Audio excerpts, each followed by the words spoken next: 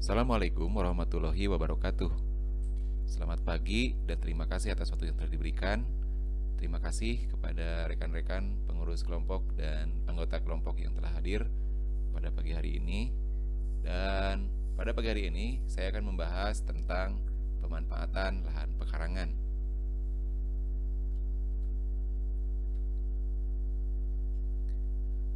Yang pertama, pengertian.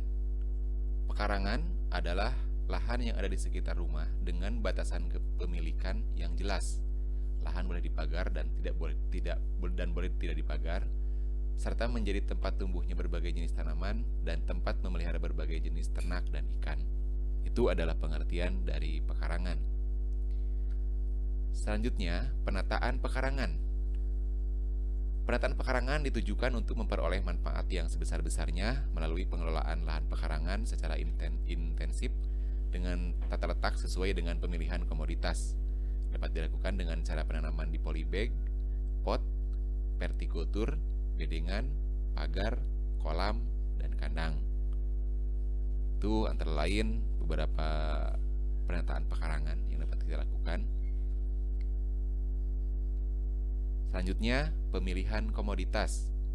Yang pertama, mempertimbangkan pemenuhan kebutuhan pangan dan gizi keluarga, keanekaragaman pangan, pelestarian sumber pangan lokal, serta kemungkinan pengembangannya secara komersial berbasis kawasan. Kemudian yang kedua, komoditas untuk pekarangan antara lain sayuran, tanaman rempah dan obat, serta buah, seperti pepaya, belimbing, jambu biji, serikaya atau sirsak, dan lain-lain. Yang ketiga, pada pekarangan yang lebih luas, dapat ditambahkan kolam ikan dan kandang ternak.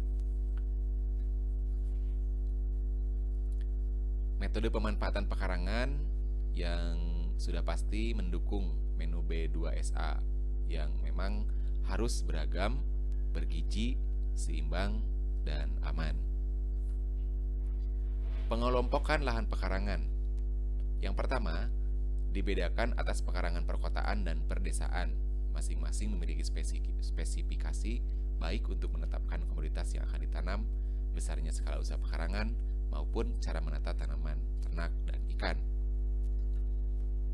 Yang selanjutnya, pekarangan perkotaan, yaitu pekarangan perkotaan dikelompokkan menjadi 4 jenis pekarangan, yaitu yang pertama tipe rumah 21 dengan total luas lahan sekitar 36 meter persegi, perumahan tipe 36 luas lahan sekitar 72 meter persegi, perumahan tipe 45 luas lahan sekitar 90 meter persegi, dan perumahan tipe 54 atau 60 luas lahan sekitar 120 meter persegi.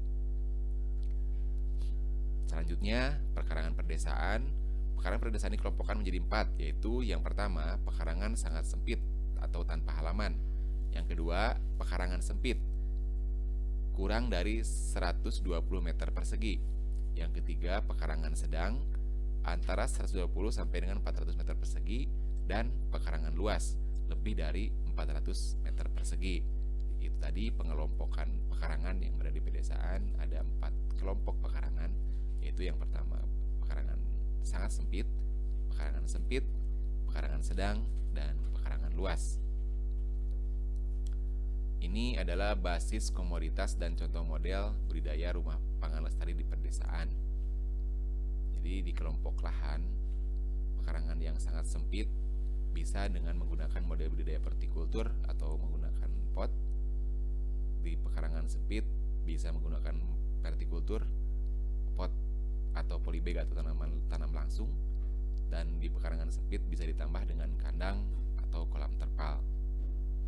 Selanjutnya di pekarangan sedang, model budidayanya bisa menggunakan pot, polybag atau tanam langsung, ditambahkan dengan kandang, ternak, terus kolam ikan, bedengan, surjan, dan lain-lain.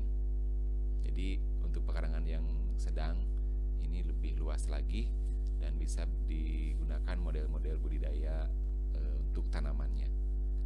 Yang selanjutnya untuk pekarangan luas bisa dengan menggunakan bedengan, pot atau polybag. Terus yang selanjutnya bisa ditambahkan kandang ternak. Selanjutnya kolam ikan atau bedengan atau surjan dan juga multistrata. Selanjutnya basis komoditas dan contoh model budidaya rumah pangan lestari di perkotaan. Tadi untuk tipe perumahan 21 yang total luas lahannya sekitar 36 meter persegi bisa menggunakan model budidaya vertikultur atau menggunakan pot atau polybag. Untuk rumah tipe 36 total luas lahan sekitar 70 meter persegi bisa menggunakan vertikultur, pot, dan tanaman buah dalam pot seperti jeruk, mangga, jambu, atau belimbing. Dan yang ketiga, perumahan tipe 45 total luas lahan sekitar 90 meter persegi bisa menggunakan vertikultur, menggunakan pot atau polybag atau tanaman langsung, juga ditambahkan kolam ini atau menggunakan kolam dengan menggunakan terpal. Dan yang terakhir, perumahan tipe 54 total luas lahan sekitar 90 meter persegi, ini bisa lebih luas lagi, bisa ditambahkan kolam ikan, kolam ini, dan juga ke kandang ternak unggas seperti ayam buras dan lain-lain. Juga bisa ditambahkan tanaman buah, intensifikasi pagar. Ini adalah tempat penanaman. Yang pertama bisa di pekarangan, kebun atau lahan tidur, atap rumah atau gedung. Juga kalau menggunakan lahan terbatas bisa dengan melaksanakan vertikultur dengan menggunakan media paralon atau dengan bambu. Dan selanjutnya model penanaman lahan langsung, media pot atau polybag. Yang ketiga kotak kayu dengan bambu. Dan yang keempat dengan vertikultur yang seperti di gambar. Vertikultur menggunakan bahan dari bahan pipa. Metode pertanian. Yang pertama, kompos. Kompos adalah bahan organik yang telah diurai oleh mikro dan makroorganisme serta dapat menjadi nutrisi untuk tanah dan tanaman. Yang selanjutnya ada mol, adalah sisa makanan yang disukai oleh bakteri serta dapat menjadi nutrisi untuk pertumbuhan tanaman di pekarangan. Ini dibuat dengan proses fermentasi. Ini adalah contoh-contoh pembibitan sederhana yang biasa dilakukan oleh masyarakat. Dan ini adalah contoh pertanaman dengan menggunakan bedengan dengan skala pekarangan yang lebih luas.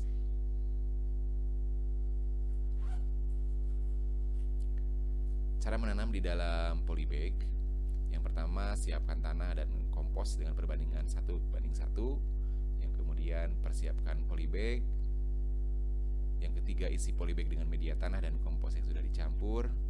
Yang keempat, tanam bibit tanaman ke polybag. Yang kelima, lakukan penyiangan dan penyiraman intensif serta pemupukan 5-7 hari sekali. Dan yang kemudian yang selanjutnya, yang keenam, lakukan penyemprotan dengan pestisida nabati. Cara menanam di lahan tanah. Cara menanam di lahan tanah, ini penanaman secara langsung.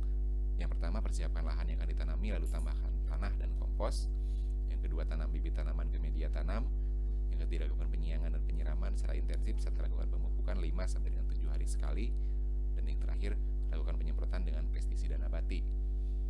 Berikut beberapa macam atau beberapa cara pembuatan pupuk organik cair dan pestisida nabati yang bahan-bahannya ada di sekitar kita.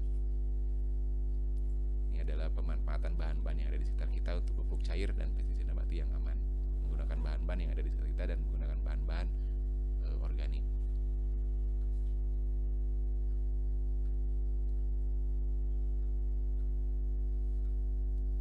Demikian pemanfaatan lahan pekarangan. Mudah-mudahan ada manfaatnya. Terima kasih atas perhatiannya. Assalamualaikum warahmatullahi wabarakatuh.